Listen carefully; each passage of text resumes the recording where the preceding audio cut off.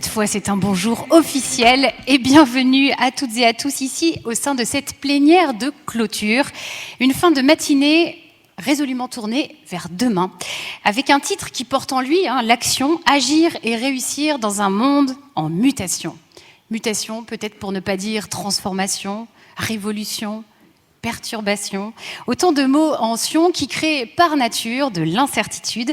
Or, pour agir dans l'incertitude avec peut-être une forme de sérénité, il peut être utile d'avoir quelques conseils. La dernière fois que j'ai interagi avec celui qui va rejoindre cette scène dans quelques instants, c'était en 2020, grande année. Dans le cadre des entretiens territoriaux de Strasbourg, le rendez-vous annuel des managers territoriaux. Sauf que cette année-là, les chaises de l'immense salle de la musique et des congrès étaient vides. Mathieu était en visio et moi j'étais sur une scène fantôme un peu hors du temps avec des caméras qui permettaient à cet événement de se tenir quand même. Alors en préparant cette plénière de clôture sur ce thème, je me suis dit que le clin d'œil était quand même parfait puisque l'incertitude colle vraiment à la peau de ce 21e siècle. Or s'il y a bien un sujet que nous avons toutes en commun ici dans cette salle, c'est celui de l'avenir. L'histoire retiendra-t-elle que les contemporains des années 20 ont basculé d'un monde à l'autre ? Peut-être, sauf qu'en attendant que la frise chronologique ne confirme toutes nos suppositions, nous devons partager et vivre le quotidien et les fameux événements imprévisibles. Ça tombe bien, puisqu'il aime rappeler qu'imaginer l'avenir, c'est éclairer le présent. Jolie mission pour un historien qui a réfléchi, enseigné et écrit sur ce monde qui vient. Dites à l'avenir que nous arrivons, c'est le titre de son dernier ouvrage, et il résume bien l'état d'esprit vif et optimiste de ce cuisinier du futur, cofondateur et directeur de l'Institut des futurs souhaitables. Il nous invite ce matin à plonger dans la marmite de l'incertitude, mais en gardant le sourire. Bienvenue à Mathieu Baudin. Merci. Merci beaucoup pour cette introduction gourmande. Je suis donc le directeur de l'Institut des futurs souhaitables.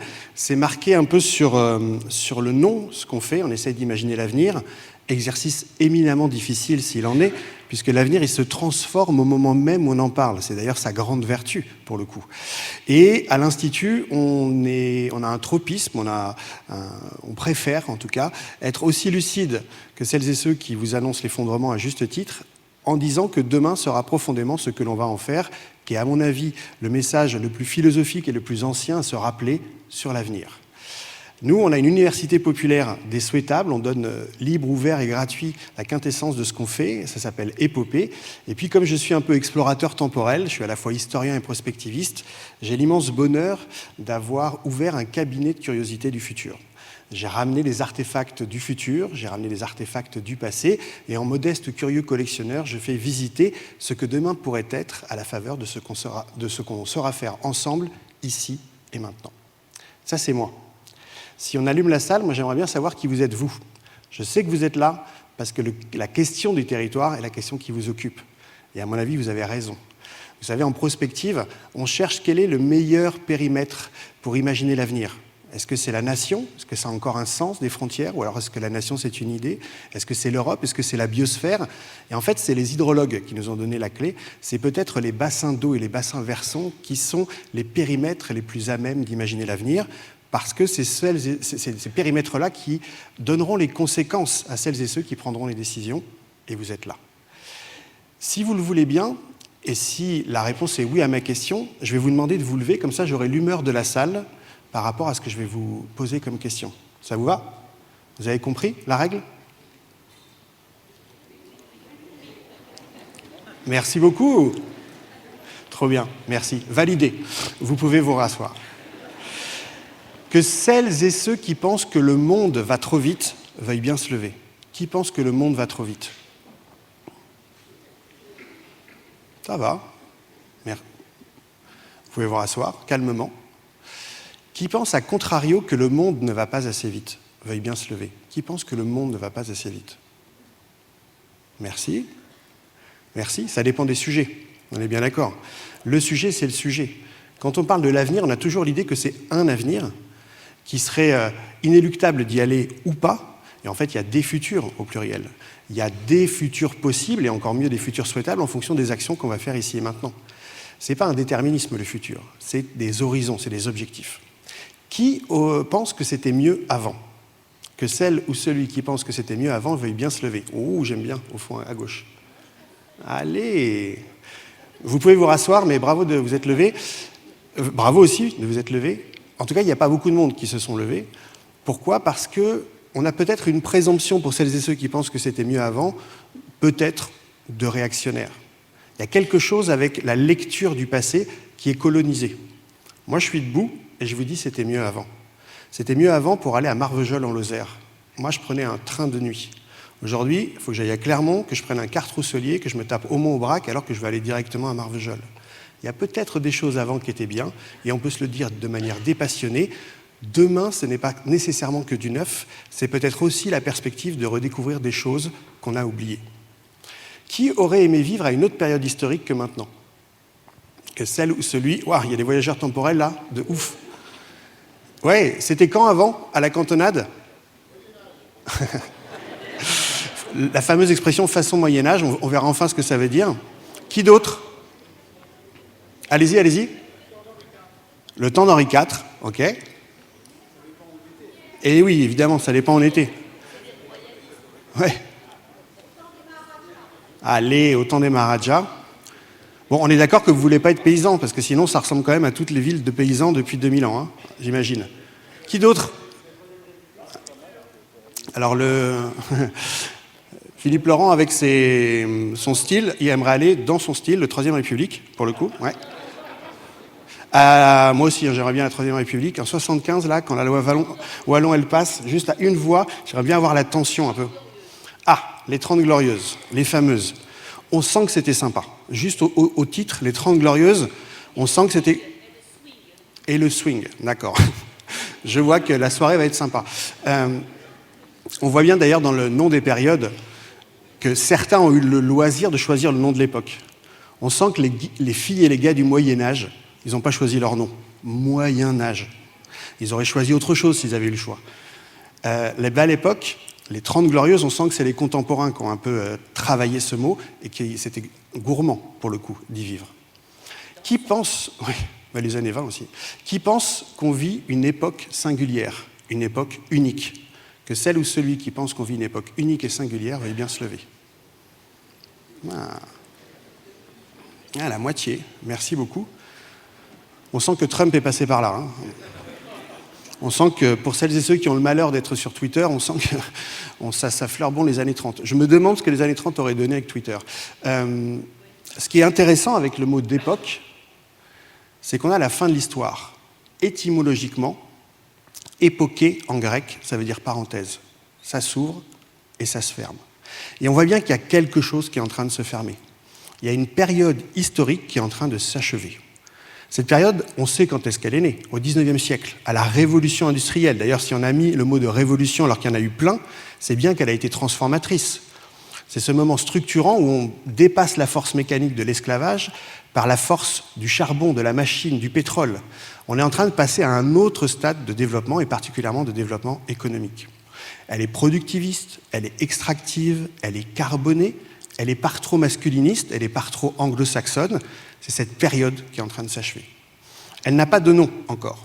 On a eu un nom candidat, l'Anthropocène, histoire de montrer à la mémoire de l'humanité qu'on a une telle force démiurgique sur la biosphère qu'on voulait signifier ça dans le mot. Vous savez que les géologues en conclave se sont réunis, qu'ils ont une poésie opérative incroyable. Ils se réunissent, ils ont un clou d'or, ils choisissent le nom, ils choisissent le lieu et ils déposent un clou d'or dans un lieu pour marquer l'époque. Le lac Crawford de Canada était candidat, l'Anthropocène était candidat. La rencontre ne s'est pas faite, la période qui s'achève n'a pas encore de nom. Dans les livres d'histoire de vos petits-enfants, elle aura un nom. D'ailleurs, au moment de vos petits-enfants, nous vivrons dans une autre période historique qui aura aussi un nom. Ce qui semble s'avérer, c'est qu'on est dans un entre-temps, comme le dit si joliment Patrick Boucheron dans son essai, un entre-deux-mondes.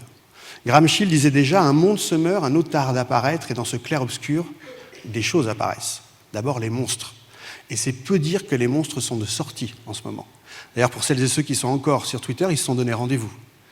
il y a autre chose dans les périodes d'entretemps. Il y a des exploratrices et des explorateurs qui prennent le large. Il y a des gens qui prennent au sérieux leurs rêves et qui en font des stratégies. Il y a des gens qui construisent ici et maintenant le monde dans lequel ils aimeraient vivre. Il y a des gens qui démodent le modèle. On est dans cet entretemps-là. Alors, on sent quand même que même si l'Anthropocène n'a pas été qualifié, on est dans un moment de l'humanité assez unique, puisqu'on a une telle puissance sur la biosphère qu'il y a quelque chose qui est en train de changer. Vous savez, les artistes, ils ont à minima une prescience, ils ressentent bien l'époque. Il y a 500 ans, à la Renaissance, c'est Michel-Ange qui est l'idéal même de l'artiste. Moi, je pense que dans notre période à nous, ce sera Banksy, qu'on mettra comme celui qui a su saisir l'époque. Banksy, à contre-courant du narcissisme ambiant, il est caché, on ne connaît pas son visage, il met un petit mot, un graffiti à Marseille et tout le monde entier se pose des questions. Et il le dit bien, Banksy, c'est notre mode de vie qui est plus en stock, le fameux mode de vie des 30 Glorieuses. Super moment pour celles et ceux qui l'ont vécu. Mais en fait, ce n'est pas l'entièreté de la planète, c'est 450 millions d'individus, Europe de l'Ouest, Nord-Amérique, qui avaient à disposition l'entièreté d'une planète pour alimenter un système économique gourmand en matières premières. Si on est 9 milliards, ce qui est à peu près ce qu'on devrait être en 2050, eh bien, si on n'a pas changé les règles du jeu, on peut se le dire sans militantisme, sans tristesse, sans colère, ce n'est pas possible de jouer au jeu des 30 Glorieuses avec 9 milliards d'individus si on n'a pas quintuplé les ressources de la planète. Donc on se retrouve dans ce moment où on doit changer notre mode de développement. Alors la bonne nouvelle, et c'est l'historien qui vous le dit, c'est qu'on a déjà fait, nous les humains, des changements de mode de développement.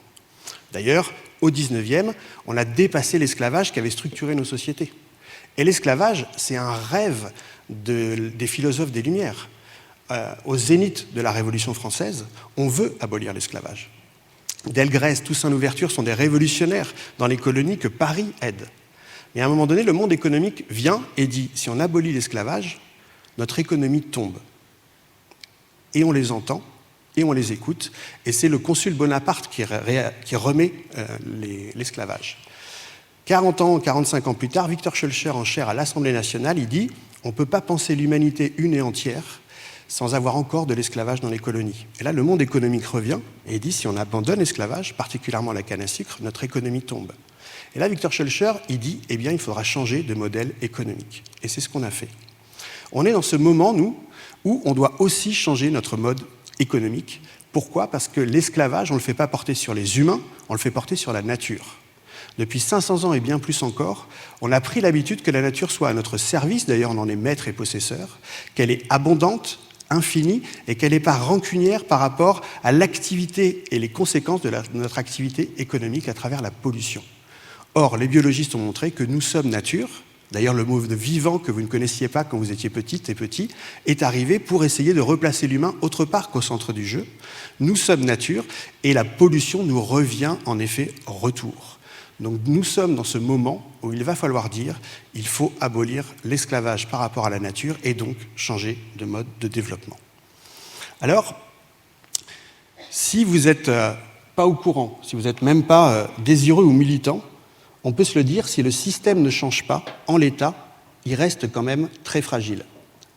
Regardez, on est en 2020, on est dans le canal de Suez, et rappelez-vous le supertanker qui fait un mauvais cadrage débordement, il se met de côté, et c'est 12% de l'économie du monde, qui pendant 3 semaines n'a qu'une seule envie, que celle ou celui qui tienne l'appel le fasse plus rapidement, s'il vous plaît. Ça a mis en stress 12% de l'économie du monde. Donc, sans d'autres arguments, notre système en l'état est fragile parce qu'il n'a pas été pensé pour 9 milliards d'individus. Alors on commence à sentir qu'il faut bouger. On commence à sentir qu'il y a même plus de risques à pas bouger qu'à bouger, que le statu quo n'est plus une option. Par contre, on est déboussolé, on est désorienté, on voudrait bien bouger, mais on ne sait pas par où commencer, il y a tellement de choses à faire. Puis il y a toujours quelqu'un pour vous opposer, mais nous, par rapport à la Chine, qu'est-ce qu'on peut faire ? Il y a quelque chose où on est dans un moment de désorientation, tout en sachant qu'il va falloir quand même faire des choses. Et bien c'est là où la prospective, cette indiscipline intellectuelle, comme le disait si joliment un commissaire au plan Pierre Massé, elle est utile. Elle a été pensée dans les années 50 du XXe siècle, à un moment de résilience par rapport à un chaos qu'on avait savamment orchestré, qu'on a appelé la Seconde Guerre mondiale. avec des techniques nouvelles, le nucléaire civil, la perspective de l'espace, les caravelles, les bien nommés, les télécommunications. Et on se pose la question, avec des techniques nouvelles, on va où? Et là, la prospective, elle est née dans la tête de Gaston Berger, ce personnage qui est un phénoménologue, un philosophe du phénomène. Il est aussi grand inspecteur de l'éducation nationale. C'est grâce à lui qu'on lui doit les IAE dans les facs, d'avoir la question économique, d'avoir des profs invités du monde du privé justement pour hybrider. Et pour le carnet mondain, c'est le papa de Maurice Béjart. Il pense la prospective comme une philosophie de l'action. Entendez bien, l'action c'est la finalité et la philosophie c'est le moyen. Et pour lui, la philosophie de l'action, ça sert à éclairer les décideuses et les décideurs à l'aune des conséquences de leurs choix. Et pour lui, il l'a défini comme suit, c'est voir loin, voir large, voir profond, penser à l'humain, on dirait maintenant, et prendre des risques. Quand moi je vois cette définition, j'y vois la définition d'une ou d'un capitaine de navire. Je pense que Magellan devait absolument avoir cette attitude pour oser aller à l'ouest, alors que tout le monde l'intimait d'aller à l'est encore plus rapidement que les autres. Profondément, la prospective, c'est une attitude qui, si elle est bien faite, en ouvrant le futur, la conséquence, c'est que ça libère le présent. Et il est urgent de libérer le présent. Alors, à chaque fois qu'on s'est essayé d'imaginer l'avenir, on a toujours les mêmes difficultés. Regardez, j'en veux pour leçon, on est en 1900, on imagine l'an 2000. Est-ce que vous pouvez me dire ce que ces représentations du futur ont en commun ?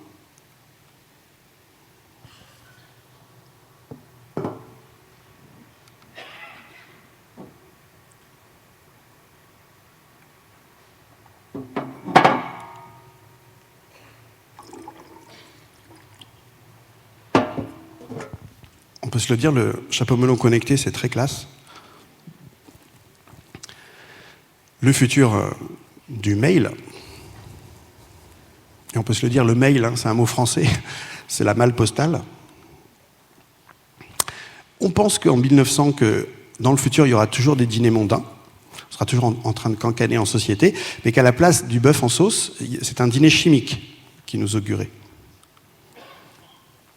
Le futur de l'école. Et là, vous vous dites, c'est bizarre, j'étais assis à la même place. L'école, c'est comme la voiture, c'est une ergonomie qui n'a pas changé depuis 150 ans. Il y a toujours des gens assis et des gens debout. Qu'est-ce qu'elles ont, ces représentations du futur en commun? Machine au centre, ils ont une vision machiniste du progrès.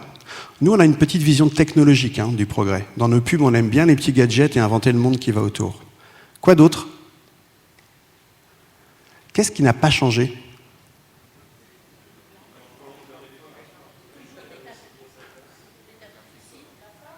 Ouais. Alors déjà, il y a des humains sur la carte postale, on peut le noter. Nous, dans nos cartes postales du futur, on se pose des questions dont il n'était pas question en 1900. Nous, on se pose des questions, est-ce qu'il y aura des humains? On est un peu anxieux par rapport à ça. Quelle est la place de la machine par rapport à l'humain, à force d'être générative, intelligente, machine learning, que sais-je? Eux, l'affaire est entendue, il y a un fil à la patte. La machine est au service de l'humain. D'ailleurs, ils ont des sourires. Ça diminue le labeur, ça augmente le confort. Nous, on se pose des questions qui ne se posent pas. Par contre, eux ne se posent pas des questions. Notamment la place de la femme, c'est pas tant la femme qui fait le ménage que les domestiques qui servent des bourgeois. Parce qu'elle, c'est la femme de Nestor qui est en train de servir en livrée le dîner chimique. Ils ont pensé que dans 100 ans, l'ordre social serait toujours le même. Autre chose qui n'a pas changé?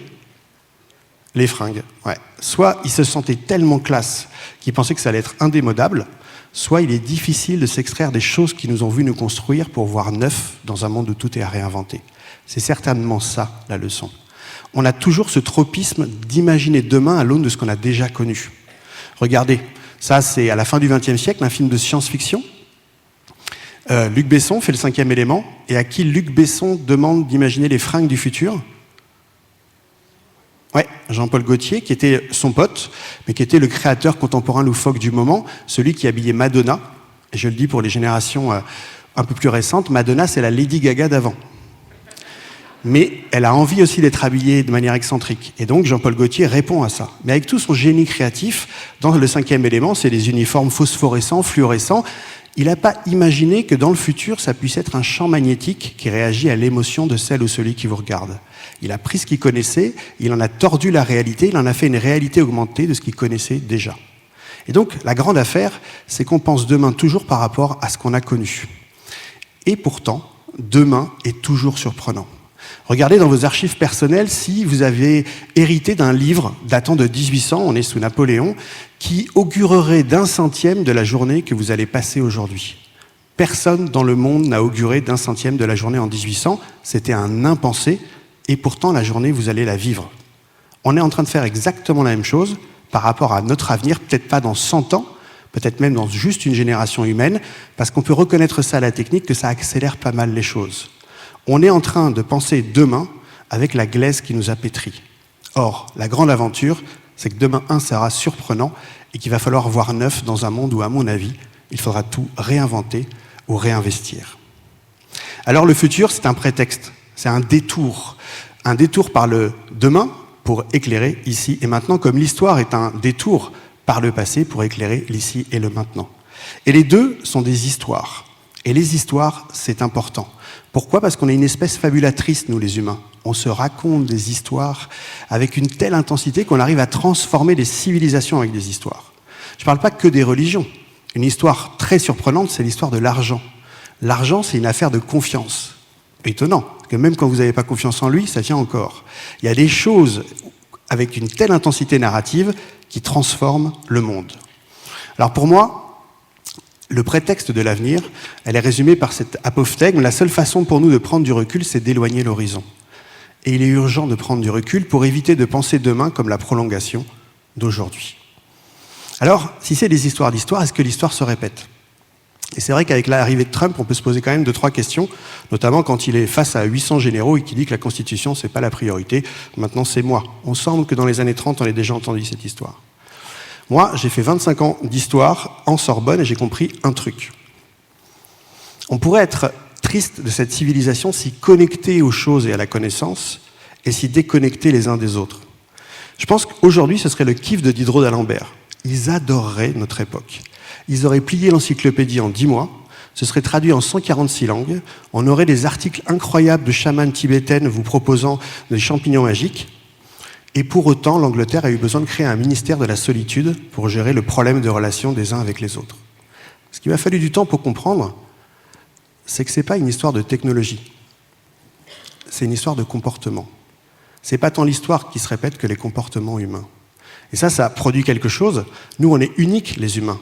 Génétiquement, c'est vrai, on n'est peut-être pas si singuliers que ça. Peut-être que nous aussi, on va devoir traverser des choses pour les comprendre. D'ailleurs, on se rappelle que humain, humus, humilité et humour, ça a la même racine.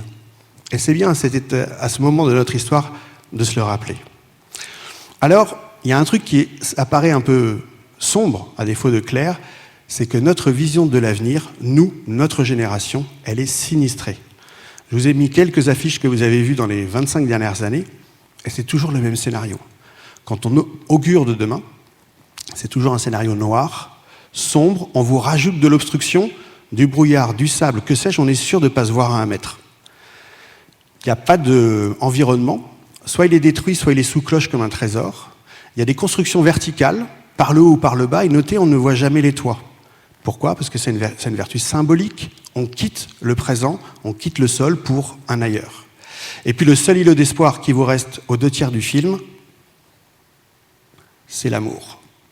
D'un homme et d'une femme et d'une femme, d'un homme, d'une femme, d'un trouble, vous choisissez la combinaison qui vous va, mais là, le simple fait d'aimer, là réside l'espoir. C'est à la fois tout à fait vrai, mignon, mais si Lilou, elle le plaque au bout de 15 minutes, il n'y a plus de film dans le 5e élément. C'est quand même assez fragile. Il y a quelque chose dans notre imaginaire qui s'est cassé. Au XIXe siècle, Jules Verne, il a écrit des dystopies, qui sont l'inverse de l'utopie. Mais son éditeur ne les a jamais prises. Il pensait que ça allait strictement intéresser personne que d'augurer que demain serait moins bien qu'aujourd'hui. Aujourd'hui, c'est l'inverse. Quand vous arrivez avec une utopie avec votre éditeur, il ne vous la prend pas. Il vous dit que ça va strictement intéresser personne que d'augurer que demain soit autre chose qu'un effondrement. Il y a quelque chose qui s'est colonisé dans notre imaginaire. Je mets ça parce que ça n'a pas toujours été le cas. Il y a une histoire qui vous amène à ce matin. Et même ça, on peut se le questionner. Il y a d'ailleurs une science qui le questionne. C'est l'historiographie, l'histoire de l'histoire. On est en train, de tout temps, d'instrumentaliser le passé. Nous, on est tous les filles et les fils des Gaulois et des Gauloises. C'est vrai, mais que depuis la fin du XIXe siècle. Avant, on avait d'autres histoires de nos racines. À la fin du 19e, on perd face à la Prusse à Sedan, et on doit trouver dans le roman national un héros qui aurait perdu avec panache. Et on sort le Vercingétorix. Et vous avez tous en tête que le Vercingétorix, il abdique auprès des pieds de César, auprès des pieds de César en lui éclatant les doigts de pied. C'est ce que nous dit Astérix. Mais le Vercingétorix, il est mort dans une prison à Rome, étranglé. Est-ce que quelqu'un a eu un prof d'histoire qui lui a raconté cette histoire-là? Non.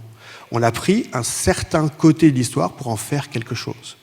Le passé est colonisé, il peut dire que le futur l'est aussi. Si de matin jusqu'au soir, sur toutes les radios-télé, on dit que la France est en érosion, qu'il y avait un âge d'or et qu'on a d'autres choix que d'aller vers le chaos, il est fort à parier que même vous allez contribuer à cette histoire. Plus on parle d'une histoire, plus on induit la bifurcation. C'est vrai pour le chaos, c'est vrai aussi pour les autres histoires. C'est plutôt que de dire qu'on est en crise, on dit qu'on est dans une aventure, peut-être même une nouvelle renaissance, qu'il y a tellement de choses à dire et à faire pour transformer le monde vers du mieux, ça alimente aussi une autre histoire. Si on parle de la France comme la pub de la SNCF que je vais vous passer, parce que j'ai pas de transition, mais quand même, ça a été écrit par Gaël Faye, voilà ce qu'ils disent de la France. Juste un brin de son, sinon je vous fais la voix off. La technique, on est bien au niveau du son? C'est de la rhétorique. Hein. Je vous la mets. Créatifs et inventeurs, grands artistes, grands féministes, grande gueule, grande cœur, mais surtout grands râleurs. Grandiloquent parfois, la fleur au fusil et le mort aux dents, mais romantique comme un Apollinaire de 20 ans. Élégant comme aucun autre, paré du plus bel apparat, sapé trop stylé, défilé au Grand Palais. Mais surtout prêt à défiler pour l'égalité, à déclarer des droits pour tous les hommes, pour toutes les femmes et pour nos mouflés. Humaniste jusqu'au bout des ongles, humain jusqu'au fond des tripes, des cigales sur la langue, de l'océan sur les lèvres, du maroilles dans la bouche ou de la choucroute sous la dent. On vibre, on pleure, on rit, des 6 coins du pays, on respire le même vent. Pessimiste souvent, face à l'adversité comme face à l'adversaire. À tort pourtant, suffit de regarder en arrière. Supporter de la terre, amoureux de l'environnement, de nos forêts, de nos plaines, de nos mers. Bleu, blanc, rouge, mais chaque jour plus vert. On n'est pas statique, on est progressiste. On va pas se refaire, on est parfois en retard, mais on n'est pas retardataire. On est avant-gardiste, on n'est pas coincé, on a un humour hors pair. On n'est pas de mauvaise foi, on est juste un peu paradoxal. On n'est pas carré, on est hexagonal. Meilleur punchline de l'année, on n'est pas carré, on est hexagonal. Je sais pas ce que ça veut dire, mais j'aurais aimé le trouver.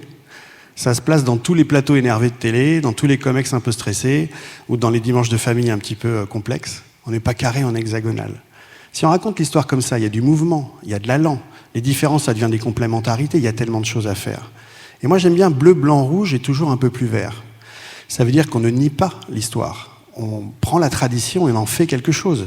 Et c'est vrai qu'on peut remercier les Grecs anciens d'avoir inventé la démocratie. Mais merci. Mais la démocratie, c'était pas pour tout le monde à l'époque. Merci les philosophes des Lumières d'avoir accouché de la Déclaration universelle des droits de l'homme. Merci. Mais la Déclaration universelle des droits de l'homme, c'est pas la Déclaration universelle des droits de la femme, ni plus que des droits de l'enfant. Il y a quelque chose avec le passé qui peut s'améliorer. Et on est dans ce moment où on va devoir prendre l'héritage et en faire quelque chose peut-être de mieux. D'ailleurs, ils vous le disent tous, moi j'ai 150 experts de plein de domaines différents. Demain, il va falloir faire mieux avec moins. Dans cette injonction, on peut pleurer sur le moins, on peut être triste, en colère. On peut aussi se tourner vers le mieux et voir dans cette opportunité un gain qualitatif de civilisation. Alors moi, je pense qu'on est dans une nouvelle renaissance. On est dans ce moment de transmutation bien plus que de crise. Il y a quelque chose là qui va être peut-être, qui va avoir des conséquences pour les siècles et les siècles à venir, un peu comme la première Renaissance a eu des conséquences, puisqu'on est encore les filles et les fils de la Renaissance. À la Renaissance, ils ont eu l'humilité de mettre la planète Terre non plus autour de tout, elle était un astre parmi les autres, ce qui était déjà révolutionnaire. Par contre, l'humain, ils l'ont laissé sur la biosphère en étant maître et possesseur de tout. Peut-être qu'on est en train, dans notre nouvelle Renaissance, de poursuivre la révolution copernicienne qui n'était pas achevée et de remettre en humilité l'humain là où il aurait dû jamais cesser d'être, en symbiose avec le vivant. Il y a quelque chose d'aussi transformant. Et pour ceux qui ont la rêve, c'est les vraies tortues ninja. Et à la Renaissance, il y a 500 ans, ce qui a été le plus bouleversant, c'est qu'ils ont remis des lunettes nouvelles pour voir les choses, en redécouvrant l'Antique. Grâce aux Arabes qui avaient copié les manuscrits, on redécouvre Aristote. Et avec les lunettes aristotéliciennes, on voit comment on fait de la politique, comment on fait de la science, comment on fait de la pédagogie, comment on fait même de la géographie. Mais à nous, nos lunettes, c'est les lunettes du vivant. Je trouve qu'on relie ce que l'on fait à l'aune d'autres lois que celles qu'on a apprises, qui sont les lois du vivant. Et si on avait à faire l'analogie avec le vivant, moi je dirais qu'on a été chenille toute notre vie. Toute notre vie, on n'a vu que l'horizontalité du monde. Quand vous augurez à une chenille qu'elle puisse être papillon, elle vous traite d'hérétique. Elle n'a pas l'envie, ni même la capacité de penser qu'elle puisse devenir papillon. C'est une croyance limitante. Nonobstant la croyance limitante, à un moment donné, quand même, dans l'écosystème chenille, il y a des cellules de papillons qui arrivent. Et la première chose que fait la chenille, comme les humains, quand les cellules de papillons arrivent, c'est d'envoyer des forces réactionnaires pour les bloquer. La chenille, comme l'humain, ça n'aime pas changer. Malgré la croyance limitante, malgré les forces réactionnaires pour bloquer les cellules de papillons, à un moment donné, il y a quand même un point de percolation. Il y a plus de cellules de papillons que de forces réactionnaires pour les bloquer, et on rentre dans la seconde phase, la chrysalide. Et à mon avis, en France, en Europe et dans le monde, on n'est pas en crise, on est en chrysalide. On est en transmutation. Moment fragile, moment sacré, secret qui sécrète, et la perspective de l'air avec le papillon. Eh bien, les biologistes ont décidé de nommer ces cellules de papillon des cellules imaginales, comme si l'imaginaire était le préalable de toutes les révolutions, et encore mieux de toutes les évolutions. Les histoires qu'on se raconte ensemble, elles sont importantes pour ça. C'est un préalable à toutes les mutations. Alors j'aimerais finir par un augure. L'augure, ça n'a rien de scientifique, c'est ce que disait la Pythie quand on avait le courage de lui adresser une question. Ça, c'était la force du XXe siècle. La capacité pour une nation de pouvoir faire passer l'image de gauche à l'image de droite. On appelait ça le feu nucléaire. Étonnamment, les nations les plus puissantes étaient celles qui pouvaient détruire le plus. Ça se jouait entre l'URSS et les États-Unis. On a un petit revival là en ce moment. J'augure qu'au XXIe siècle, on aura célébré l'exacte forte inverse, de faire passer l'image de gauche, le fruit de notre hubris, de notre cécité ou de nos erreurs, à l'image de droite. D'ailleurs, à mon avis, l'image de droite, ce ne sera pas celle-là. Ce sera plus un jardin à l'anglaise qu'un jardin à la française. Ce sera plus permaculturel, symbiotique. Il y aura des biologies qui s'accompagnent. Eh bien, cette capacité-là, on est en train de chercher le nom. Vous voyez comment aujourd'hui on parle d'économie régénérative. Elle était symbiotique, elle était contributive. On essaye de qualifier l'économie pour qu'elle soit autre chose que mortifère. Et l'aventure, à mon avis, c'est ça. C'est qu'il va y avoir des forces de vie à remettre partout dans la ville autant que dans la vie. Et donc, en faisant ça, en se posant la question de quel côté on veut être de l'histoire, c'est ça la question de la raison d'être, on va répondre à une question que nos petits-enfants vont nous poser. Ils vont nous dire « Papy, mamie, t'as fait quoi, toi, dans la nouvelle Renaissance ?» Et la bonne nouvelle, c'est qu'on a le choix de la réponse. On va pouvoir leur dire ce qu'on a fait, puisque ça dépend de nous. À la différence d'il y a 500 ans, nous, la Renaissance, on en a conscience. Et donc, on peut y participer. Alors, puisqu'on a compris qu'il faut bouger, comment on fait ? Et j'aimerais finir avec un rêve et 3 A. Je l'emprunte à un philosophe que j'adore, qui est Patrick Vivray, qui est un philosophe du Buen Vivir, qui a une douceur intellectuelle incroyable. Et moi, j'aime la douceur intellectuelle. J'aime qu'on adresse les sujets profonds et graves avec douceur. On est un peu des radicalmes pour parler de ces sujets-là. Et il dit qu'il y a plein de choses à faire dans ce moment de métamorphose. Le R, c'est de la résistance créative. Il invite à dire « yabasta, no passaran » à tout ce que vous ne voulez plus voir dans le monde dans lequel vous aimeriez vivre. Formuler les choses, c'est déjà un acte de résistance. Je n'en peux plus de, 2 points, et alors là, c'est plus que des guillemets, vous ouvrez tous les sujets. Moi, perso, l'évasion fiscale, j'en peux plus. On connaît les noms, on connaît les îles, on a une armée, on peut peut-être faire un rendez-vous, il y a quelque chose avec ça. Le E, c'est l'expérimentation anticipatrice. Soyons les changements que nous voulons voir dans le monde. C'est la phrase opérationnelle de Gandhi. N'attendons pas que ça vienne de quelque part autre que de nous-mêmes. On a chacun des périmètres d'action et c'est peu dire que vous en avez un terrible. Le plus idoine pour imaginer l'avenir, le territoire. Expérimentez, si vous voulez, changer la mobilité, changer la relation intergénérationnelle, changer la relation avec la jeunesse, changer la relation avec l'alimentaire, il y a tellement de choses à faire. Expérimentons, expérimentons, expérimentons encore pourrait être la phrase d'un nouveau Danton s'il arrivait dans notre période. Et le V, c'est la vision transformatrice. C'est quelle histoire vous vous racontez avec une telle intensité que vous donnez envie aux contemporains de la construire. Et les 3 A, c'est la même chose, mais au niveau de votre périmètre. Le premier A, c'est une invitation à abandonner quelque chose que vous avez fait, que vous faites peut-être encore, mais que vous ne voulez plus voir dans le monde dans lequel vous aimeriez vivre. C'est le plus dur. Il va falloir dégrossir, il va falloir se départir. Et on est dans une saison qui est idéale pour ça. L'automne, c'est la seule saison où vous n'êtes pas triste quand vous voyez les choses mourir. Pourquoi ? Parce que vous avez confiance et conscience que le printemps va arriver et que l'automne est nécessaire dans la phase. On est dans cet automne de notre civilisation où il va falloir, en conscience, laisser passer les choses qui sont dépassées sans en être triste. Le deuxième A, c'est améliorer quelque chose que vous faites, mais que vous pouvez mieux faire. On est beaucoup en innovation sur ça, à l'optimisation. C'est vrai que ça va rendre meilleures les choses, mais ça ne va pas changer profondément le système. Et le dernier A, c'est adopter quelque chose de nouveau et voir si ça vous plaît. Expérimentons, expérimentons, expérimentons encore, avec une philosophie qui devrait toutes et tous vous déstresser. Au pire, ça marche. Parce qu'il y a plus de risques à ne pas bouger qu'à bouger. Si j'avais à résumer mon propos, eh bien, je le ferais après vous avoir demandé de bien vouloir parler à votre voisine de droite et votre voisin de gauche pendant 5 minutes, et vous vous dites ce qui a résonné dans ce que je vous ai raconté. Et résonner, vous l'entendez comme vous l'écrivez, soit avec la tête, soit avec autre chose. 5 minutes, voisine de droite, voisin de gauche, qu'est-ce qui a résonné dans ce que je vous ai raconté ? Ça marche ?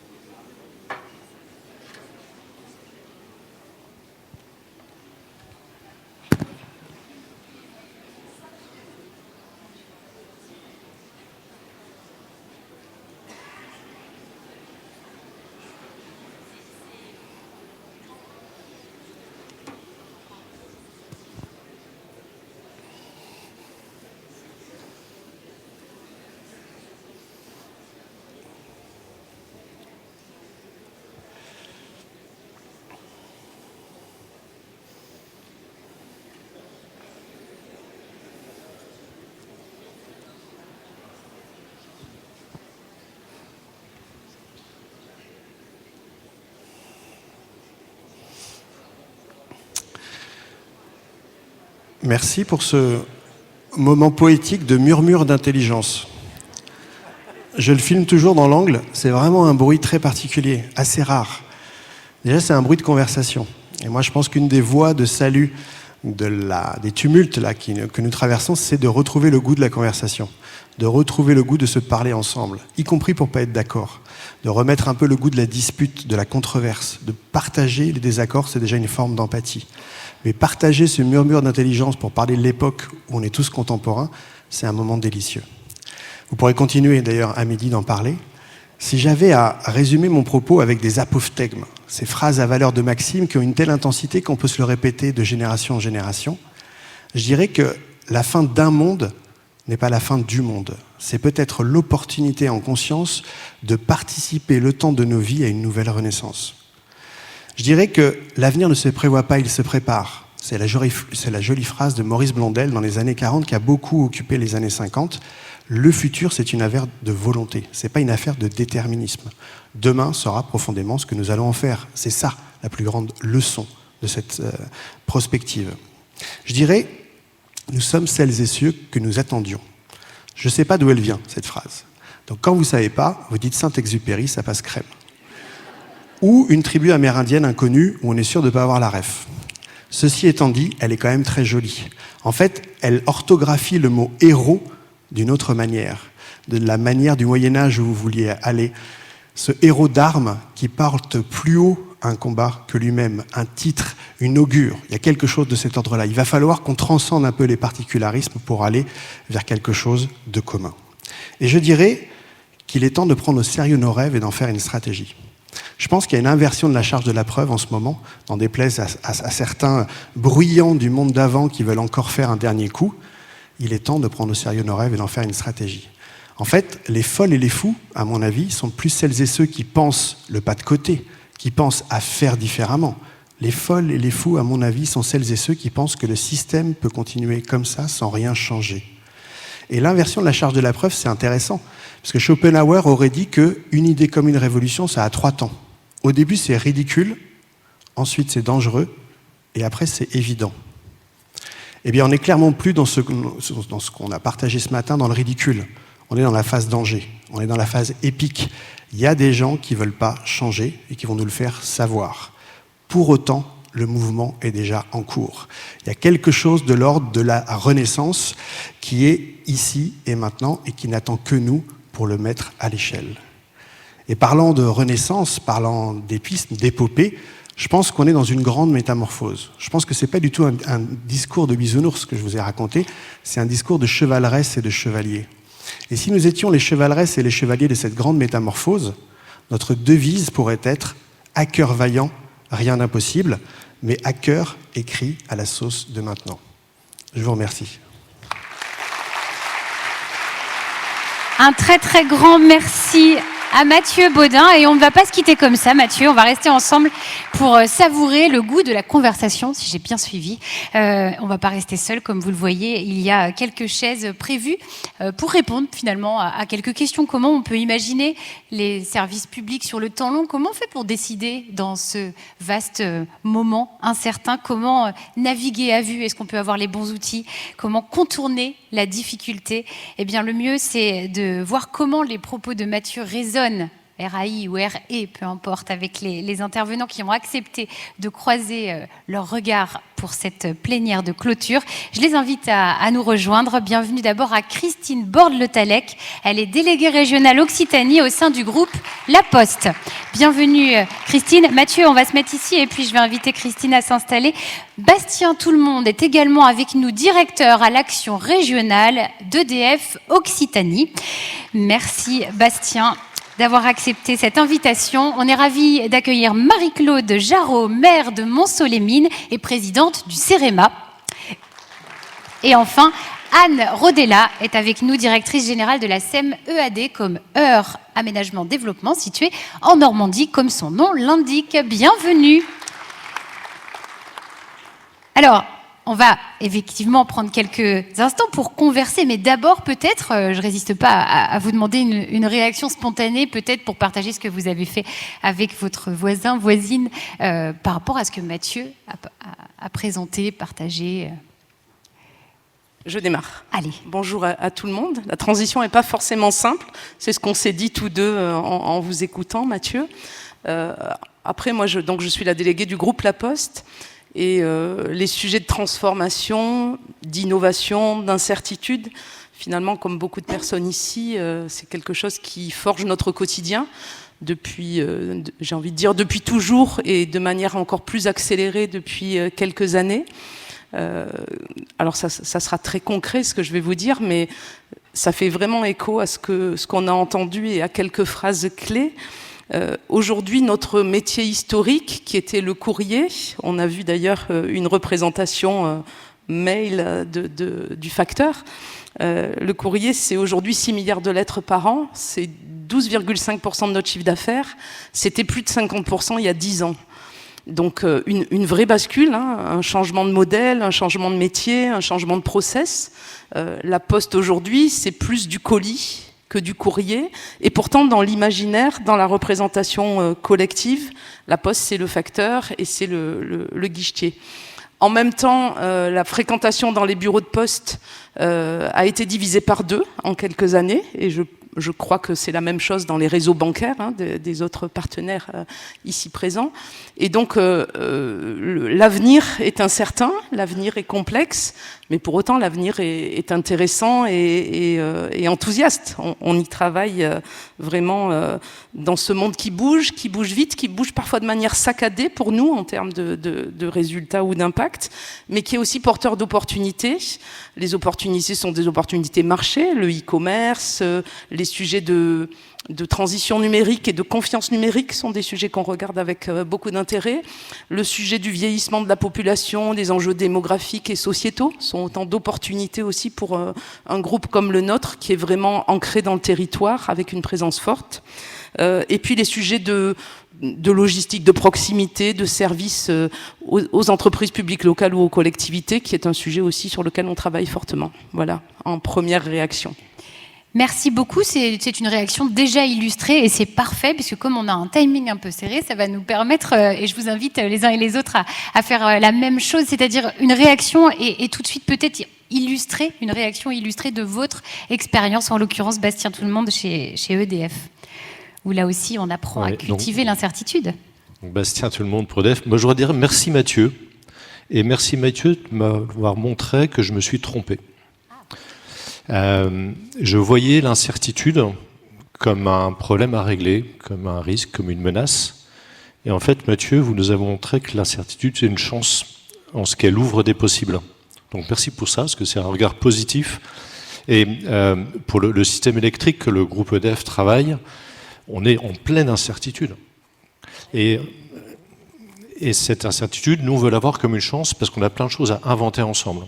Alors, on a des choses à inventer ensemble techniquement, très bien, mais aussi avec vous qui représentez tous nos territoires, on a beaucoup à inventer ensemble parce que l'énergie que nous travaillons, elle est naturellement ancrée dans les territoires que vous représentez. Et pour parler concret, je voudrais aussi dire merci Mathieu parce qu'il a beaucoup insisté sur un mot auquel je crois beaucoup, un mot que j'aime beaucoup, c'est le mot confiance. Confiance, j'espère qu'elle existe entre les territoires que vous représentez et le groupe EDF. Confiance parce que je suis certain que face aux incertitudes qu'on aura la possibilité de gérer ensemble, on ne pourra jamais tout prévoir. On n'aura jamais tous les processus qui nous décrivent tous les futurs possibles. C'est pas possible.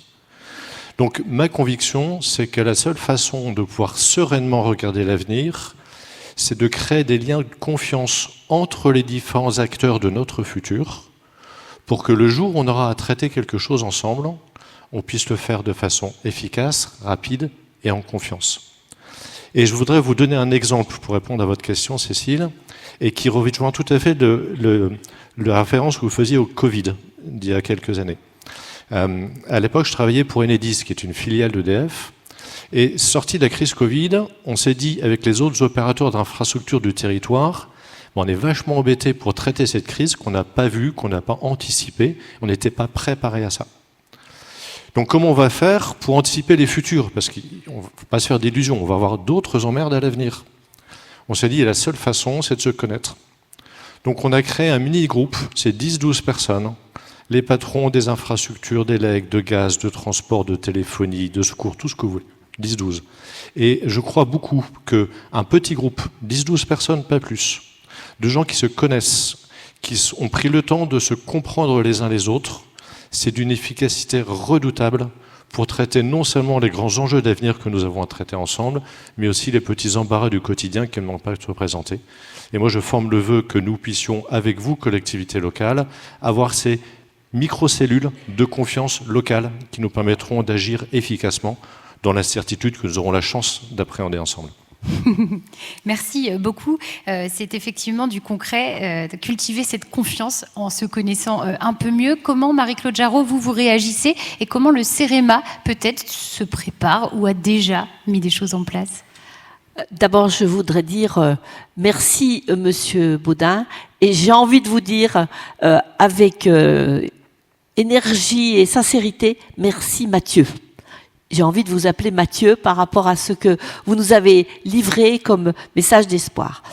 Alors, quelques points qui m'ont très saillants, qui m'ont interpellée en tant que maire et aussi en tant que présidente d'un organisme de diagnostic qui s'occupe de transition. Vous avez dit, il y a des monstres, mais il y a aussi des gens qui veulent agir positivement, et il faut absolument s'imprégner de cette philosophie de l'action. Toujours la philosophie avant l'action. Toujours penser avant l'action. Je pense que les élus locaux, tous les opérateurs qui s'occupent d'aménagement du territoire, dont le CEREMA, ont cette notion qu'il faut d'abord penser avant d'agir. Vous avez évoqué aussi l'esclavage que l'on a fait subir à la nature. Tout le monde prend conscience maintenant qu'on ne peut pas continuer ainsi, puisque la nature ne peut pas être mise en esclavage. Je suis maire d'une ville où le charbon a été extrait. Quand ça s'est arrêté, les habitants ont pris conscience de cette difficulté de rebondir. Ça a été compliqué, mais cette prise de conscience, elle est là. Elle est là sur différents points dont le CEREMA s'occupe. Recul du trait de côte, très important. Réimplanter de la mangrove, par exemple. Les risques. Et puis, en tant que maire, je voudrais alerter sur, enfin mes collègues le savent, mes collègues élus le savent, sur la problématique de l'appauvrissement très important de nos plus fragiles qui subissent la transition écologique. Les plus fragiles, ce sont ceux qui habitent dans des logements où il fait froid. Quand il fait froid, il fait très chaud quand il fait très chaud parce que ils ont des logements qui sont des passoires thermiques. Nous avons à nous occuper de ces plus fragiles qui ne supportent pas, qui supportent très mal toute cette transition. Vous avez évoqué aussi voir loin, voir large, voir profond, penser l'homme, prendre des risques. Eh bien, au CEREMA, nous avons la boussole de la résilience qui pourrait illustrer ce que vous avez dit par rapport aux apports que l'on fait auprès des collectivités en termes de diagnostic. Toujours voir loin, large, profond, penser l'homme, prendre des risques. Je vous assure que je vais rentrer dans ma ville et que je vais mettre cette phrase peut-être sur mon bureau les jours où on a un peu la tête dans le guidon. Il est urgent de prendre du recul, effectivement. Et je terminerai avec votre propos sur l'humain, l'humus et l'humilité. L'humain doit respecter la terre, bien entendu, vous l'avez dit, je reprends votre propos, mais avec humilité. L'humilité, c'est aussi un message d'espoir pour pouvoir construire nos transitions, les faire vivre et surtout en confiance avec les habitants de la terre, les habitants de la France, mais les habitants de la Terre. Parce que nous sommes des habitants de la Terre, nous devons absolument, absolument la protéger, cette Terre, et la respecter. Encore merci, monsieur. Merci à vous pour cette réaction. Anne, on va terminer ce premier tour d'horizon avec vous en tant que directrice de Société d'économie mixte. Comment vous, ça résonne et je crois que vous avez eu à composer peut-être déjà d'emblée avec une sorte d'incertitude liée à des générations. C'est ça.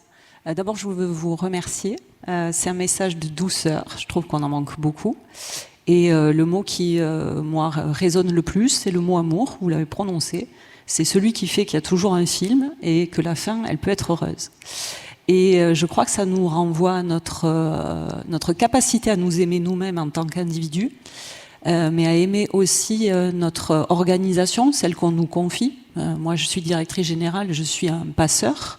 Je suis là pour un mandat social de 6 ans. On m'a confié des personnes morales et on m'a confié la destinée d'une organisation, donc d'un groupe d'individus qu'il faut embarquer vers une vision d'avenir qu'on ne connaît pas toujours. Et une vision politique qui va probablement changer, peut-être, en tout cas, dans les mois à venir pour certains d'entre nous, et qui donc nous remet forcément face à nos propres actions passées et celles qu'on va encore projeter dans les quelques mois à venir. Donc oui, effectivement, dans le cadre du groupe EAD, la feuille de route qu'on m'a donnée, c'est de métamorphoser des sociétés, des EPL, donc une société d'économie mixte, donc Eure Aménagement de Développement, qui fait partie des sociétés créées dans les années 60, une vieille SEM, et une grappe donc qui se constitue aussi de 2 SPL, qui sont, elles, créées en 2013 et 2016, beaucoup plus agiles. Donc beaucoup plus au fait des préoccupations, puisqu'elles agissent principalement sur le renouvellement urbain des friches industrielles, militaires, pour en faire des nouveaux possibles, de l'habitat organisé autour de l'écosystème du soin, du bien-être, notamment pour la caserne Fieschi à Vernon, mais aussi la possibilité d'imaginer des parcs très différents de ce qu'on a pu projeter en gardant les traces de l'histoire.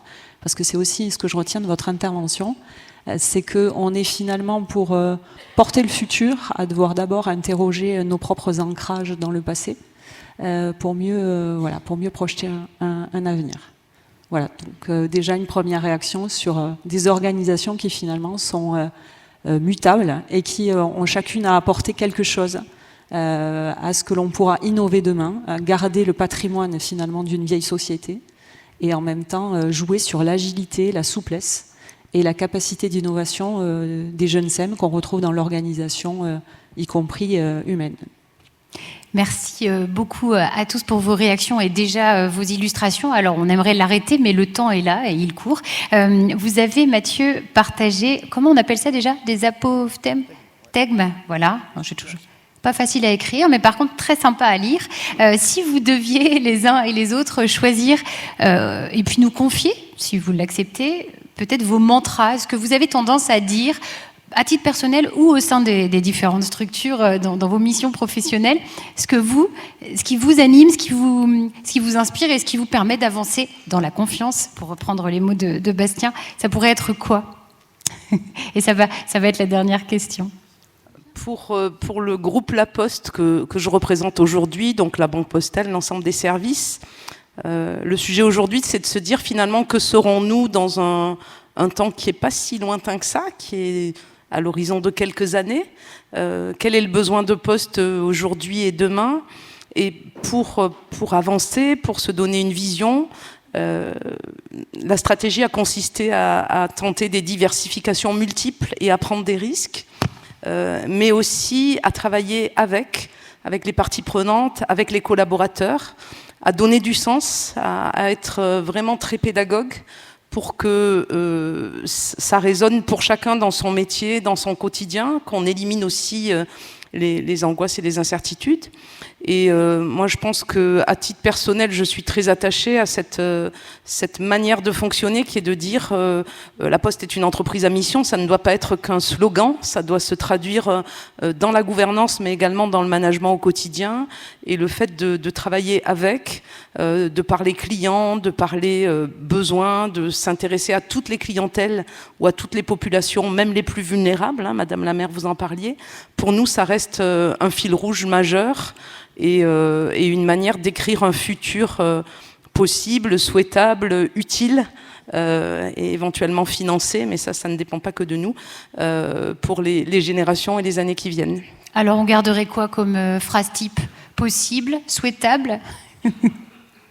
Moi, c'est donner du sens et être optimiste, voilà. Très bien, eh ben, on va garder ça. On va continuer avec Bastien, quelques minutes pour chacun pour nous partager ce qui pourrait être votre APOVDEM. Je ne sais pas si je vais y arriver, hein, Mathieu, mais... sticker. Sticker. Ouais, c'est bien, sticker. C'est le nouveau mot pour APOVTEC. Pardon. Bastien, on vous écoute. Un mot à vous partager, et je pense que vous y serez sensible, c'est le mot proximité. Vous représentez les élus en proximité de nos territoires. Nous, c'est ce qu'on était côté groupe EDF à faire avec vous, parce que je suis convaincu que les choses se traitent efficacement quand elles sont traitées le plus en proximité possible. Et je fais le lien là avec le mot confiance que je vous ai partagé tout à l'heure. Et quand je fais proximité plus confiance, ça donne un mot un peu barbare, mais auquel je crois beaucoup, qui est le mot subsidiarité. C'est-à-dire, c'est l'état d'esprit que je souhaite que nous puissions avoir, de toujours confier au plus petit niveau de responsabilité qui en a les moyens, de faire les choses et de prendre les décisions. Et je pense que c'est vrai dans la vie de nos organisations stabilisées, mais c'est encore plus vrai dans la vie de nos organisations qui font face à la chance de l'incertitude, puisque c'est là qu'on va trouver le bon sens et la réactivité. Merci beaucoup. On va écouter le choix partagé, le choix de Marie-Claude Jarraud. Alors nous avons signé ce matin avec les EPL, avec Philippe Laurent, une convention de travail pour l'aménagement de notre territoire, une convention résiliente, une convention optimiste et une convention qui porte, je le redis, sur l'aménagement de nos territoires. Alors, si je devais, en tant que présidente du CEREMA, mais aussi en tant que maire, dire quels sont les mots forts, nous nous engageons, nous, les élus, nous, les opérateurs, on va dire, à agir en responsabilité, pour construire, pour aménager nos territoires de manière harmonieuse, et je veux reprendre aussi votre propos, monsieur, en proximité, ce qui veut dire en accord avec nos habitants. On en a peu parlé de cela, mais en accord avec nos habitants, pour assurer, parce que j'y crois encore, un service au public harmonieux au service de tous. Un service public harmonieux au service de tous. Ne laissez personne sur le chemin. C'est de notre responsabilité et nous sommes, nous les élus, en charge de cette responsabilité très forte. C'est quelquefois difficile de faire passer les choses, mais en attendant, c'est de notre responsabilité.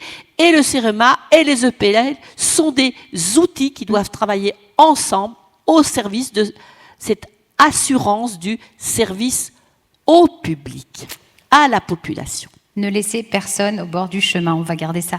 Merci beaucoup et on termine avec Anne Rodella.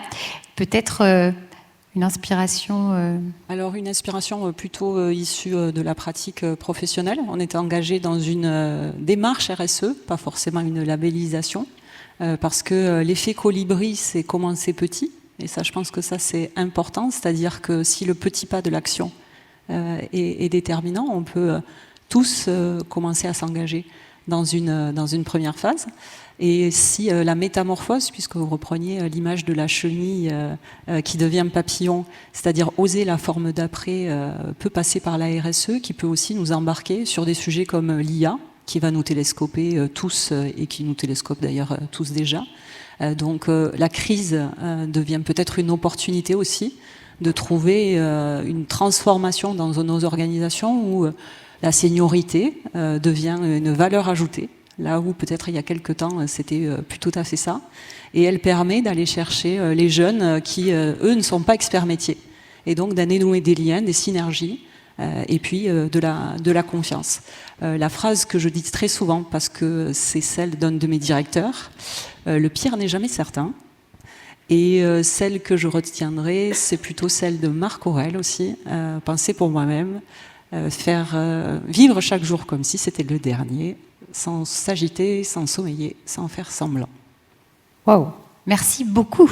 Et un grand merci à tous les quatre. Je vous propose que Mathieu ait le mot de la fin.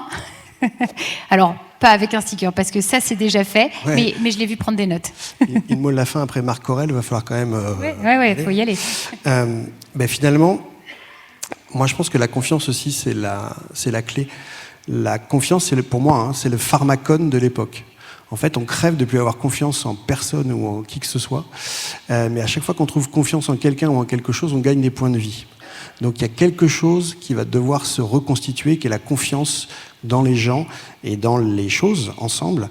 Et la boussole, c'est le moyen. Donc c'est bien de questionner la boussole, mais l'horizon, c'est l'objectif. Et moi, je trouve qu'en France, en Europe et dans le monde, on manque pas de solutions. On en a plein. On le voit depuis 2 jours, là. Par contre, on a un problème d'horizon. On a un problème de dire où on veut aller et où on veut aller ensemble, quel projet politique auquel on aspire, finalement. Et quand on prend le temps de questionner l'horizon, qui est le propos de la prospective, mais du monde politique comme du monde économique, on répond à un autre apophthegme, celui-là de Sénèque, qui rappelait « Nul vent favorable pour celui qui ne sait où il va ». Donc la vertu de l'horizon, c'est ça. Et puis moi, j'aimerais finir par une bonne nouvelle. C'est une heureuse coïncidence même. C'est l'anthropologue Jason Hickel qui disait ça, que ce que nous devons faire pour survivre, eh bien, c'est aussi ce que nous devrions faire pour être heureux. Merci beaucoup. Je vous propose d'applaudir nos intervenants. Merci beaucoup, Mathieu, de nous avoir emmenés avec optimisme vers demain. La conclusion, la clôture officielle, puisque c'est une plénière de clôture, eh bien, elle est évidemment pour Philippe Laurent, maire de Sceaux et président de la Fédération des élus des EPL.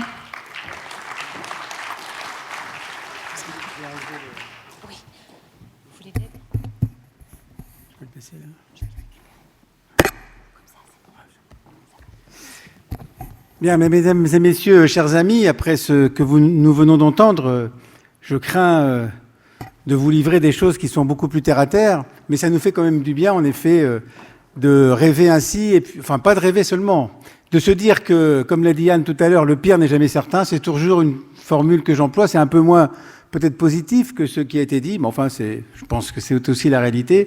Puis moi, je voudrais suggérer à Mathieu Baudin peut-être de faire une offre de service, j'allais dire au gouvernement, mais pas tellement, à l'ensemble des directeurs d'administration centrale.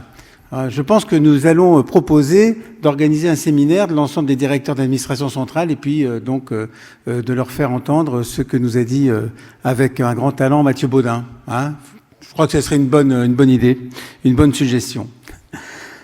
Merci en tout cas à vous toutes et à vous tous de votre présence pour ce congrès. Merci à Didier Aldebert, président de la Fédération régionale d'Occitanie, de nous avoir accueillis. Merci à Michael Delafosse et à toutes ses équipes d'avoir mis à notre disposition donc l'ensemble des installations du quorum pour que nous puissions donc travailler de manière sereine. Je crois que votre présence à ce congrès fait que c'était un des congrès, je pense, les plus nombreux que nous ayons eu, près de 1500 participants au total qui sont venus, avec aussi de nombreux partenaires, donc nos partenaires qui sont fidèles et que je tiens aussi à remercier, et remercier tous les intervenants qui sont intervenus. On a entendu, donc il y a un instant, un certain nombre de mots. Alors les mots de subsidiarité, que j'avais d'ailleurs utilisé hier également, le mot de confiance, le mot de proximité, le mot d'optimisme, l'appel aussi d'agir en responsabilité, le mot service public, le mot amour, le mot opportunité, et puis comme je le disais, le pire n'est jamais certain. Et donc tous ces mots, eh bien ce sont des mots que nous utilisons les uns et les autres très souvent. Ils ne sont malheureusement pas toujours suffisamment entendus, soit par nos interlocuteurs, soit même parfois par l'opinion publique. Et donc je me réjouis de voir que finalement, ce sont toujours les mots importants qui fondent notre action publique à nous toutes et à nous tous. Alors le contexte dans lequel s'inscrit l'action publique aujourd'hui, c'est évidemment toujours cette question de confiance, à laquelle nous avons affaire aujourd'hui lorsqu'on exerce des responsabilités locales, que l'on soit maire ou exécutif, intercommunal, départemental ou régional, et puis élu de manière générale, toutes et tous, nous sommes confrontés à une forme de défiance, un peu de notre population, encore que, mais surtout, comme je le disais, de l'administration centrale et parfois même de ses services déconcentrés, même si on peut tout de même accorder une mention particulière aux services préfectoraux. Je n'en dirais pas forcément autant de la part des directions régionales de l'État. Alors notre situation aujourd'hui, tout le monde le sait, et puis ça a été dit et ça a été commenté de nombreuses manières, elle illustre absolument ce manque de confiance. Nous sommes toujours marqués, et plus encore aujourd'hui qu'hier, par un manque d'autonomie budgétaire et fiscale. Nous sommes soumis, nous, collectivités territoriales, à des contraintes qui nuisent à la mise en œuvre de politiques publiques locales qui soient adaptées aux spécificités de nos territoires. La conjoncture économique et les incertitudes, tout à l'heure le mot incertitude a été utilisé par Mathieu de manière positive en disant les incertitudes c'est aussi une opportunité peut-être pour mieux construire l'avenir. Là, pour ce qui nous concerne, nous, nos incertitudes, c'est pas tout à fait ça. C'est pas tout à fait le même mot qui nous concerne, puisque nous sommes, alors un peu moins aujourd'hui qu'avant-hier, sur l'incertitude en matière de politique budgétaire du gouvernement vis-à-vis des collectivités territoriales. Vous avez tous probablement suivi ce qu'il en est. Donc c'est une contribution d'au moins 4,6 milliards d'euros selon le gouvernement. Mais enfin, vous savez, c'est comme la manifestation. Il y a les chiffres des manifestants et les chiffres de la police. Les 4,6 milliards, c'est les chiffres de la police. Et les chiffres des manifestants, c'est-à-dire des associations d'élus, c'est plutôt 8 milliards. Voilà. Donc, on est dans une contrainte qui sera extrêmement forte et qui, probablement, aura des conséquences importantes pour, notamment, notre capacité d'investissement dans les années qui viennent. Pas 2025, bien sûr, sans doute pas trop 2026, mais 2027 et les années suivantes. Tous les échelons de collectivités sont concernés. On annonce donc 720 millions d'euros pour les communes, 500 millions d'euros pour les intercommunalités, 280 millions d'euros pour les départements, 500 millions d'euros pour les régions, sans oublier évidemment la nouvelle amputation du fonds vert, les conditions toujours plus restrictives qui permettent de bénéficier du FCTVA. Alors ce n'est pas nouveau, je le disais déjà ici l'année dernière, les élus et les décideurs locaux sont soumis à des injonctions qui peuvent être contradictoires. Voilà, faire plus avec moins. Donc Mathieu disait tout à l'heure quelque chose comme ça d'ailleurs. Mais bon, c'est bien de le dire. Après, pour le faire, c'est plus compliqué. Construire toujours davantage en s'astreignant aux objectifs de transition environnementale, comme dans l'aménagement et le logement, etc.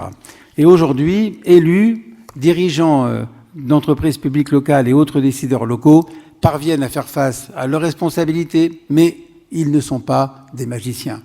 Comme disait l'autre, il n'y a pas d'argent magique.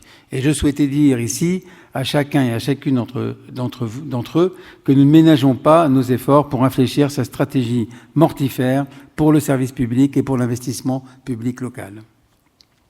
Alors nos EPL sont évidemment concernées. Elles auront encore fort à faire dans les prochaines années pour franchir le mur des investissements qui nous attend. Elles sauront, et vous en êtes les forces vives, vous saurez sans doute encore nous étonner par votre résilience, un mot qui a été aussi utilisé tout à l'heure, et votre enthousiasme. Nous n'avons de cesse, depuis plusieurs années, de nous rendre compte de la croissance de l'économie mixte, quasi ininterrompue depuis 15 années. Dans un contexte d'instabilité, les SEM, les SPL, les CEMOP sont des instruments de stabilité. Les EPL assument un rôle contracyclique, s'accommodant des cycles électoraux et des soubresauts économiques pour le développement des territoires. Je crois que ce rôle contracyclique est extrêmement important. C'est d'ailleurs aussi le rôle d'investissement des collectivités locales, bien souvent. Dans le sillage de l'économie mixte européenne, leur croissance quasi ininterrompue depuis plus d'une décennie en est ainsi l'expression. Il y avait 1208 EPL en 2015, nous sommes aujourd'hui à 1486, avec, vous le savez, une diversification des activités et une ouverture à tous les territoires. Et je veux notamment saluer le très grand développement de nos EPL dans nos départements et territoires d'outre-mer. De 12 milliards d'euros de chiffre d'affaires en 2014, nous sommes aujourd'hui à 19,5 milliards d'euros et nous atteignons même près de 25 milliards d'euros si l'on prend en compte l'activité des filiales des entreprises publiques locales. Cette dynamique de l'économie mixte locale en France est un signe supplémentaire de l'importance de faire confiance aux élus et décideurs locaux pour la mise en œuvre des politiques publiques adaptées au territoire. C'est un modèle qui marche. Et je rappelle, comme je le fais à chaque fois, que nos voisins européens l'ont encore mieux compris que nous, puisque nous comptons plus de 32 000 entreprises publiques locales en Europe et des modèles qui sont particulièrement matures, totalement intégrés au fonctionnement du pays, dans des pays comme l'Allemagne, l'Autriche, l'Espagne ou dans les pays scandinaves. C'est dans ce cadre, d'ailleurs, que ce congrès des EPL s'est inscrit, l'économie mixte locale, faisons confiance au territoire. Comme nous l'a montré l'intervention de Martin Vanier lors de la plénière d'ouverture d'hier, les EPL ne sont pas seulement des outils de l'action publique, ce sont aussi des instruments de fabrique du lien territorial en créant un cadre favorable à la construction concertée des territoires. Il convient d'en conserver l'esprit qui est gage de cette confiance. La maîtrise politique, la transparence, le management d'entreprise, l'intérêt général, le partenariat et la réponse globale. L'économie mixte locale et toutes ses parties prenantes nous en ont fait la démonstration tout au long de ces 3 jours de la capacité des EPL, sous l'impulsion et la maîtrise des collectivités locales, à porter des projets d'envergure et à engager des transitions économiques, sociales et environnementales. Elles sont, je le crois profondément, l'illustration que les solutions sont là et que l'on peut s'appuyer sur elles pour envisager, cher Mathieu, des futurs souhaitables. Évoquer le rôle de la fédération aux côtés des collectivités locales et des EPL, eh bien, c'est bien dans cette perspective que la fédération s'engage auprès des pouvoirs publics pour renforcer la capacité d'action des collectivités et le cadre d'intervention des EPL. Les SEM, les SPL et les CEMOP doivent être reconnus et soutenus comme des partenaires stratégiques de l'action publique territoriale. C'est dans cette perspective que nous œuvrons, à l'image de notre action politique de ces derniers mois. D'abord, un statut de l'élu président et administrateur plus protecteur. Et nous avons d'ailleurs à cet égard, maintenant, en ce moment, hier, donc des discussions au Sénat sur la suite de la proposition de loi qui avait été déposée au Sénat par Françoise Gatel, qui est passée à l'Assemblée nationale et qui revient aujourd'hui au Sénat sur le statut de l'élu. Et il y a donc un certain nombre de discussions et pas forcément toujours de très bonnes nouvelles, mais enfin quand même des choses positives qui existent sur l'évolution de ce statut. Donc nous y travaillons quotidiennement et encore hier soir et ce matin. Un cadre de financement qui soit favorable et stabilisé. Et de ce point de vue, je veux citer l'action que nous menons pour revoir la question des quotités d'emprunt, de garantie d'emprunt des collectivités territoriales à leur SEM et SPL, une agilité préservée et renforcée pour toutes les EPL, des synergies facilitées entre les opérateurs publics locaux, je pense notamment aux synergies devant être développées et facilitées entre les SEM, les SPL et puis les SPL surtout et puis les CCAS par exemple, et puis une facilitation des partenariats publics-privés. Et je tiens vraiment à remercier toutes celles et ceux qui, au sein de la fédération, donc s'impliquent dans ces sujets. Je veux simplement citer Yann Guével, Franck Maslus et Sophie Errante, qui se sont mobilisés sans relâche cette année pour obtenir des avancées concrètes sur ces différents sujets. J'y ajoute d'ailleurs également le sénateur Antoine Lefèvre. C'est donc dans cette perspective que nous nous positionnons aux côtés des collectivités locales en les accompagnant dans la création d'EPL, dans la structuration du pilotage de leurs opérateurs, que nous nous positionnons aussi aux côtés des CEM, SPL et CEMOP pour préparer leur avenir et renforcer leur performance dans l'ensemble de leur activité. Et enfin, à l'heure de clôturer ce congrès, mais bien sûr, je vous invite vivement à rester poursuivre les ateliers cet après-midi, et notamment l'atelier que nous aurons avec la présidente de l'AFA, l'Agence française anticorruption, et la représentante, la secrétaire générale de la HATVP, le club des juristes. Donc je vais simplement vous présenter très rapidement nos prochaines actions. S'agissant donc du dialogue avec les pouvoirs publics sur les thèmes que j'ai cités tout à l'heure, je vous renouvelle donc notre volonté d'être plus que jamais mobilisés pour que les EPL puissent se développer dans les conditions les plus favorables. Nos relais à l'échelle nationale et dans les territoires sauront toujours nous appuyer et je les en remercie. S'agissant des prochaines échéances électorales, nous nous tiendrons toujours aux côtés des collectivités locales qui souhaitent s'approprier les opportunités de l'économie mixte locale au moment du renouvellement des exécutifs locaux. Et nous soutiendrons bien naturellement l'ensemble des EPL dans leur démarche de valorisation de leurs interventions. Enfin, je veux vous donner dès maintenant rendez-vous pour notre prochain congrès national qui aura lieu à Nancy du 14 au 16 octobre 2026. Donc je vous laisse noter. Et je suis également heureux de vous convier à la prochaine conférence des EPL d'Outre-mer qui aura lieu en Martinique du 23 au 27 novembre 2026. Ces événements phares de notre mouvement s'inscriront dans le cadre d'un programme plus large de célébration de l'économie mixte locale, les 100 ans de l'économie mixte locale en France en 2026, les 80 ans de l'économie mixte ultramarine et, bien entendu, les 70 ans de notre fédération.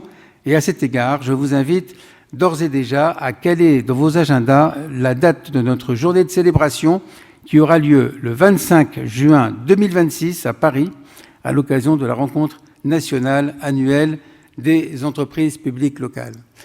Merci encore, chers amis, de votre présence très nombreuse à ce congrès. Merci à nos présidents d'honneur qui sont toujours fidèles, Patrick Jarry, Jean-Léonce Dupont, Jacques Chiron, et Jean-Marie Sermier. Alors je crois que Jacques n'est plus là aujourd'hui, mais il était là hier. En tout cas, merci à vous.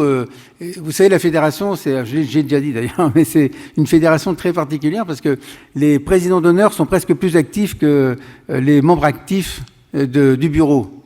Donc ça, c'est sympa. Ça montre en tout cas l'attachement et surtout l'unanimité des positions que nous prenons, de l'action de la fédération dans toutes les familles politiques de notre pays. Donc ça change, c'est pas mal, on en est heureux. Je vous souhaite à toutes et à tous une bonne fin de congrès et un bon retour sur vos territoires.